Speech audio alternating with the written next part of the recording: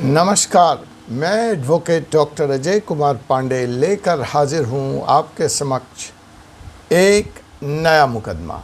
जी हां, 4C supreme law partners के इस कानूनी एपिसोड में मैं एक बार बात करूंगा चट मंगनी और पट ब्याह की। अब जहां पे चट मंगनी होगी और पट ब्याह होगा तो उसके साथ मेंटेनेंस का इशू, एडॉप्शन का इशू, डोमेस्टिक वायलेंस का इशू और सबसे बड़ा तलाक का इशू भी आएगा। ऐसा चटमंगनी पट ब्याह अरेंज भी हो सकता है, लव मैरिज भी हो सकता है। तो इन्हीं बातों पर लेकर आज यह कानूनी मुकदमा मैं आपके बीच आया हूँ। मुकदमा आगे बढ़े, आप इससे जुड़ें, अपने सवाल मुझ तक पहुंचाएं। उसके पहले एक निवेदन, अगर आपने हमारे चैनल को सब्सक्राइब नहीं किया है तो सबसे पहले तो आप हमारे चैनल को सब्सक्राइब कर लें और बेल नोटिफिकेशन बटन को दबा दें ताकि आपको आने वाली तमाम कानूनी जानकारियाँ, लेटेस्ट अपडेट्स, लेटेस्ट जजमेंट मिलता रहे। जी हाँ, आप हमारे वेबसाइट का प्रकरण www.supremelaw.news से भी जुड़कर वेब और प्रिंट की कॉपी प्राप्त कर सकते हैं। तो आइए इन सूचनाओं के बाद हम शुरू करते हैं आज का मुकदमा। जनाब, एक मसला आया है। वैसे दो मसले हैं, मुझे नहीं मालूम इस एपिसोड में, डाइवोर्स के इस एपिसोड में, तलाक के इस एपिसोड में मैं दोनों बिंदुओं को कवर कर पाऊंगा या नहीं। लेकिन एक बिंदु हम निश्चित तौर पर कवर करेंगे और वह बिंदु है कि अगर एक स्त्री अपने पति को डाइवोर्स नहीं दे रही है तो मर्दों के पास क्या विकल्प है? क्या वाइफ की बिना रजामंदी के भी हस्बैंड को तलाक मिल सकता है, हस्बैंड को डाइवोर्स मिल सकता है? इसी मुद्दे पर हम बात करेंगे। मुकदमा में यह भी जानना यहाँ पे महत्वपूर्ण है कि जब हम ये कह रहे हैं कि एक स्त्री अपने पुरुष को, एक पत्नी अपने पति को तलाक नहीं दे रही है और परेशान कर रही है, वह साथ रह भी नहीं रही, मुकदमा भी नहीं लड़ना चाहती और साथ रहना भी नहीं चाहती, तलाक भी नहीं देना चाहती, तो ऐसी स्थिति में एक बेचारा पति या एक पुरुष कानून के किन धाराओं के तहत त्राण पा सकता है, राहत पा सकता है, डाइवोर्स ले सकता है? क्या कानून, भारतीय हिंदू मैरिज एक्ट इसकी इजाज़त देता है? इन्हीं बातों पर आज का यह मुकदमा आपके बीच लेकर मैं प्रस्तुत हूँ। तो जी हाँ जनाब, जैसा कि मैंने कहा, तो आइए हम इस कहानी को आगे बढ़ाते हैं। एक उदाहरण से, एक लेटेस्ट जजमेंट से इस कहानी को हम समझते हैं। तो यह कहानी एक डॉक्टर दंपत्ति की है। पति और पत्नी दोनों ही डॉक्टर हैं पेशे से। पति आर्मी में काम करता है और पत्नी अपना प्रैक्टिस करती है, वह दूसरे जॉब में है। और इनकी शादी तो खैर सर्वप्रथम ही होती है, लेकिन इनकी शादी सबसे पहले, हाँ तो जी हाँ जनाब, जैसा कि मैं बता रहा था कि यह डॉक्टर दंपत्ति है। हस्बैंड फौज में 30 साल की नौकरी कर चुके हैं और इन डॉक्टर दंपत्ति की शादी 2007 में हुई थी। डाइवोर्स का पहला पिटीशन फैमिली कोर्ट मुरादाबाद के सामने 2015 में आया, जहां पति ने यह दावा किया कि शादी के 6 साल बाद ही, अर्थात 2007 और 2014 तक पत्नी इनको छोड़कर जा चुकी थी। जब ये अपना मुकदमा 2015 में फाइल कर रहे थे तो ऑलरेडी ये दोनों मियाँ बीवी पिछले 6 साल से साथ नहीं रह रहे थे। इस आधार पर फौजी अफसर, फौजी डॉक्टर ने मुरादाबाद के फैमिली कोर्ट में तलाक का मुकदमा दायर किया। तलाक का जो कानून है उसमें कुछ ग्राउंड हैं जिनके आधार पर मुकदमा दिया आगे बढ़ता है, तलाक ग्रांट होता है या तलाक नहीं दिया जाता है।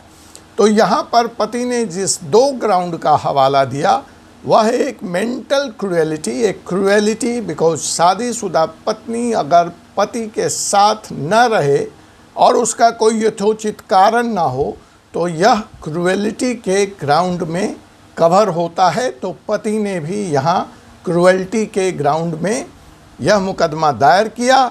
साथ ही साथ उसने यह भी बताने की कोशिश की कि यह डेजर्शन का भी मामला बनता है। डेजर्शन मीन्स पत्नी उसको अपनी स्वेच्छा से छोड़कर चली गई है और उसमें जो टाइम पीरियड कानून में निहित है वह 2 साल का मिनिमम टाइम पीरियड रिक्वायर्ड है, जिसके आधार पर डेजर्शन प्रूव किया जा सकता है और कपल को, पति पत्नी दंपत्ति को डाइवोर्स दिया जा सकता है। लेकिन मुरादाबाद की कोर्ट ने पति के इस आवेदन को खारिज कर दिया। इसने इस दोनों ही ग्राउंड को सही नहीं माना। मजबूरन पति को यह मुकदमा मुरादाबाद फैमिली कोर्ट के इस जजमेंट को इलाहाबाद हाई कोर्ट में चैलेंज करना पड़ा। अब देखिए इलाहाबाद हाई कोर्ट ने इस मुकदमे पर जो फैसला दिया उस वक्त और क्या क्या सवाल उठाए, जिसके लिए मैं यह एपिसोड आपके सामने लेकर आया हूँ। यह बहुत ही महत्वपूर्ण जजमेंट है, ऐतिहासिक जजमेंट है। अपने इस फैसले में दोनों डिवीज़न बेंच ने, इलाहाबाद हाई कोर्ट के डिवीज़न बेंच ने कुछ शिद्दत से कुछ बड़े सवाल उठाए हैं और भारत सरकार को, लॉ मिनिस्ट्री को, लॉ कमीशन को इस बारे में पत्र लिखा है। हम उस सारी बातों की चर्चा करेंगे। पहले आइए इस डाइवोर्स की कहानी को मैं पूरा करता हूं। अतः आप इस वीडियो का पूरा वैल्यू चाहते हैं तो अंत तक बने रहिए। बहुत कुछ बदलने जा रहा है तलाक के इस कानून के बारे में। जब नई सरकार 2024 में एक बार पुनः संसद में स्थापित होगी तो यह मुद्दा भी उसके सामने आएगा। इसलिए अगर आप अपने बच्चों के भविष्य के प्रति, अपने अधिकारों के प्रति सचेत रहना चाहते हैं, खासकर हिंदू मैरिज एक्ट के तलाक के प्रावधान में, तो अंत तक इस वीडियो को देखते रहिए, यहाँ बने रहिए। कमेंट से आप अपनी बात मुझ तक पहुँचाते रहिए। तो जी हाँ जनाब, इलाहाबाद हाई कोर्ट में इन 2 विद्वान जनों की बेंच ने बिल्कुल माना कि पति का जो आरोप है, पहला मेंटल क्रूएलिटी बिकॉज पत्नी साथ में नहीं रह रही है, लंबे समय से नहीं रह रही है, और दूसरा डेजर्शन। और दोनों ही ग्राउंड पर इन्होंने इस दंपत्ति को, इस डॉक्टर साहब को, जो पिटिशनर थे, जो पति थे, उनको डाइवोर्स की डिक्री ग्रांट कर दी।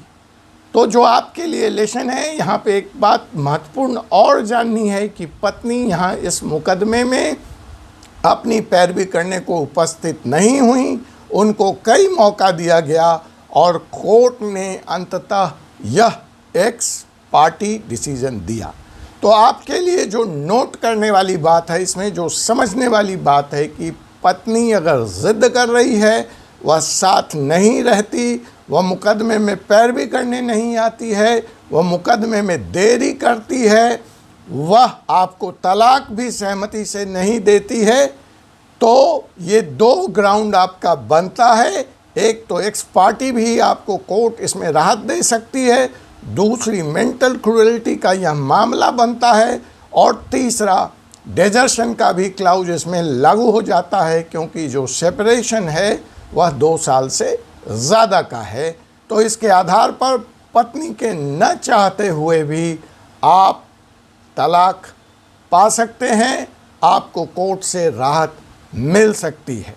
तो यहाँ पर तो वह सवाल का जवाब आया जो कि मैंने आपको उठाया था इस एपिसोड के प्रारंभ में।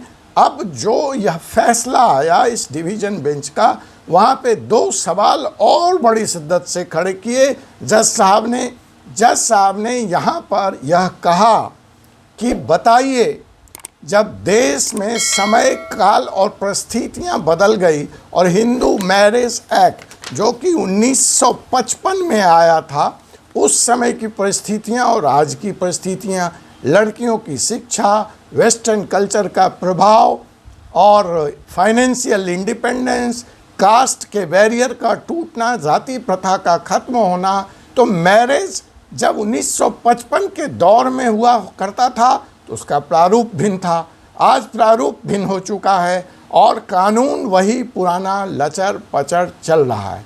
तो पहली आवश्यकता जिस पर जज साहब ने बल दिया वह यह था कि बदलते समय काल देश के अनुसार से विवाह का यह कानून, तलाक का यह कानून भी बदलना चाहिए। दूसरा सवाल उन्होंने यह उठाया और जिसके आधार पर यह फैसला दिया, उसमें उन्होंने जिक्र किया कि सुप्रीम कोर्ट भले ही जो हिंदू मैरिज एक्ट 1955 है उसमें इरिवर्सिबल ब्रेकडाउन ऑफ मैरिज, ऐसी शादी जो चल ही नहीं सकती, हर तरह से प्रैक्टिकली वह ख़त्म हो चुकी है, व्यवहारिक रूप से नाम मात्र वह कागज़ पर एग्जिस्ट करती है, जिसको हम लोग कानूनी भाषा में इरिवर्सिबल ब्रेकडाउन ऑफ मैरिज कहते हैं, जो अब ख़त्म हो गई, अब चल नहीं सकती, सिर्फ कानूनी शादी जिंदा है। तो इसको ग्राउंड में अभी तक जो भारतीय हिंदू मैरिज एक्ट है उसमें इसको शामिल नहीं किया गया है। लेकिन फिर इलाहाबाद हाई कोर्ट ने आखिर इसको ग्राउंड कैसे माना और इस पर कैसे फैसला दिया, इस बात को एक्सप्लेन करते हुए डिवीज़न बेंच ने ये कहा, चूँकि 2006 में 2006 में सुप्रीम कोर्ट का एक बहुत ही अहम फैसला आया, नवीन कोहली वर्सेस नीलू कोहली, जहां सुप्रीम कोर्ट ने इस ग्राउंड को मान्यता दी है, तो उसी जजमेंट के आधार पर, उसी फैसले के आधार पर यह केस भी बिल्कुल सटीक तौर पे इरिवर्सिबल ब्रेकडाउन ऑफ मैरिज का केस है। इसलिए मुरादाबाद फैमिली कोर्ट के आदेश को रद्द किया जाता है और डॉक्टर साहब को के फेवर में डाइवोर्स की डिग्री कोर्ट ने दी। इस बात को, इस कानून को नज़ीर मानते हुए इलाहाबाद हाई कोर्ट ने यह डाइवोर्स दे दी। बात यहीं पे नहीं रुकी, बात यहीं पे नहीं ख़त्म हुई।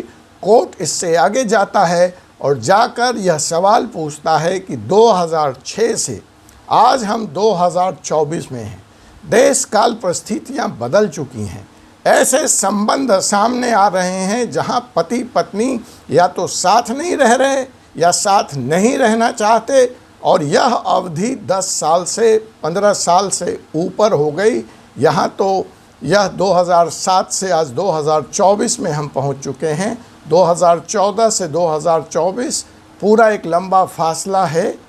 तो आखिर सरकार सोई क्यों है, लॉ कमीशन सोया क्यों है?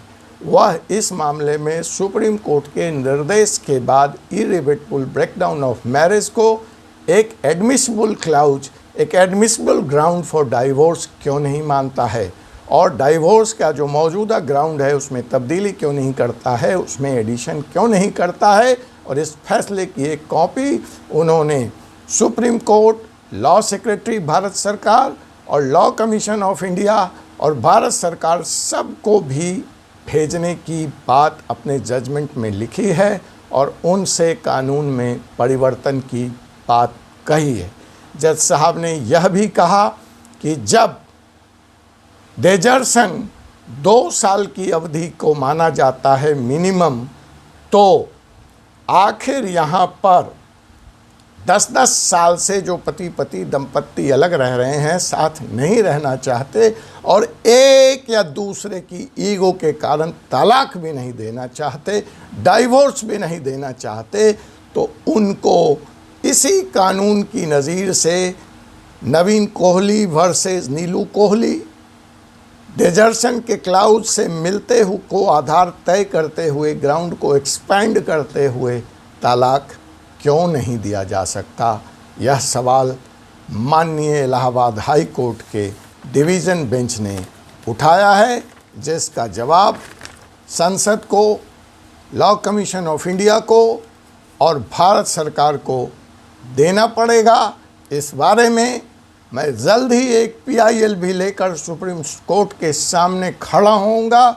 मुझे आपका समर्थन चाहिए। इसी के साथ तलाक के मुद्दे से एक और बड़ा मुद्दा जुड़ा है। वह मुद्दा जुड़ा है कि अगर पति पत्नी आपस में सहमति से नहीं रह सकते और मुझे डाइवोर्स चाहिए और पति और पत्नी के बीच में सहमति नहीं बनती, तो भारतीय मौजूदा कानून के अनुसार मुझे झूठे आरोप एक दूसरे पे लगाने के सिवा मेरे पास कोई विकल्प नहीं है।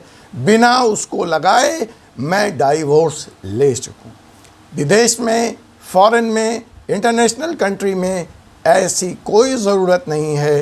तो यह कैसा कानून है जहां मुझे ज़बरदस्ती झूठ बोलना पड़ता है, गिल्ट बताना पड़ता है, गिल्टी होना पड़ता है डाइवोर्स के लिए। तो एक सवाल शिद्दत से उठ रहा है, क्या भारत में भी हम सिर्फ यह कह के कि हम रजामंदी से साथ नहीं रहना चाहते, हम म्यूचुअल कंसेंट डाइवोर्स भी नहीं चाहते, या हमारी बात नहीं बन रही है, बस हम साथ नहीं रहना चाहते, लेकिन हमें एक दूसरे को गाली देने की ज़रूरत नहीं, अपराधी साबित करने की ज़रूरत नहीं, झूठ बोलने की ज़रूरत नहीं, और नॉन गिल्टी के साथ डाइवोर्स क्या नहीं दिया जा सकता? इस बारे में मेंबर ऑफ पार्लियामेंट का एक प्राइवेट बिल भी संसद के सामने बरसों पहले लंबित है। देखना है संसद इस प्राइवेट मेंबर बिल पर कब चर्चा करती है। और जैसा कि IPC बदला, CRPC बदला, एविडेंस एक्ट बदला, क्या हिंदू मैरिज एक्ट 1955 भी नई सरकार बदलेगी? हम इंतज़ार करेंगे आपके साथ कानून में हो रही इन तब्दीलियों का। तब तक के लिए मुझे doctor Ajay Kumar Pandey, advocate, supreme court of India को इजाज़त दीजिए। आपसे पुनः कल मुलाकात होगी एक नए कानूनी विषय के साथ यहीं पर। धन्यवाद। जय हिंद, जय भारत।